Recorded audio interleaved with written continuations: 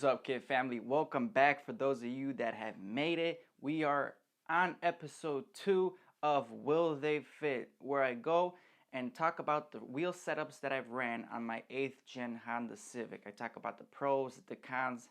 Did the wheels fit? Did they handle better? Were sacrifices made? And if you guys are new to this channel, please consider subscribing, hit that bell notification, and stay up to date with all the videos.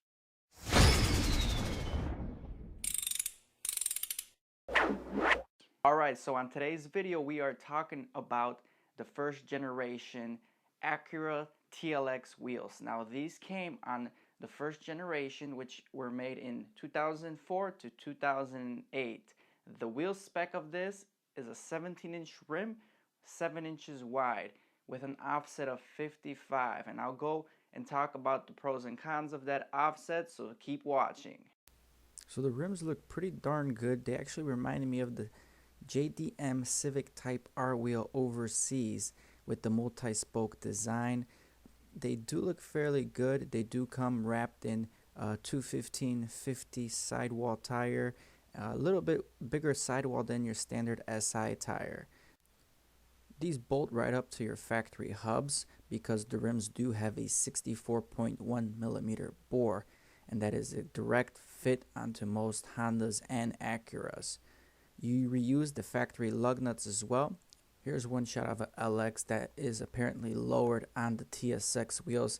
It looks fairly good in my opinion from this point of view. Another shot here is going to be a factory suspension setup. As you can see, there's definitely some wheel gap there, but that is to be expected. Here's another profile from the rear quarter panel.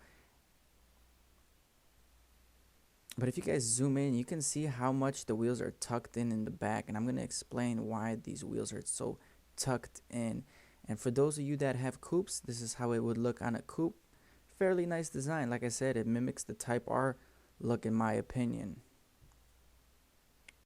Because of the higher offset that these wheels come with compared to factory, these wheels will sit more inward in your wheel wells. They'll push more towards your suspension components, which sometimes can be a problem if there's clearance issues between coilovers or other sway bar end links.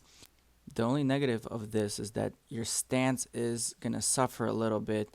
You will have a lot of wheel gap to the fender clearance. Also, imagine you standing with your feet closer together and somebody pushes you. You're not going to have the same stability as if you were standing with your wheels further apart and someone pushes you.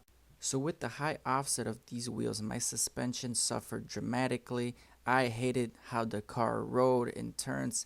I just did not get the same feedback whatsoever. So in this video, this is in my car here, I installed 17mm spacers to push the wheels further out to give me that more wider aggressive stance. And after installing these, I was much more happier with how the car handled and as well how well it filled the wheel gap, both front and rear. Although I would recommend probably a 20mm spacer in the rear. Alright guys, well that's it for this video. Thank you for watching again. Next episode will come out in about a week. I'm going to give you a clue again. It is a factory Honda Acura rim again. For the most part, we went with a lot of factory rims first to get a feel for everything, and then later down the road we were doing the aftermarket wheel setup. So stay tuned because you guys don't want to miss those either. Peace. I ain't here for the money, I ain't here for the fame, though it might be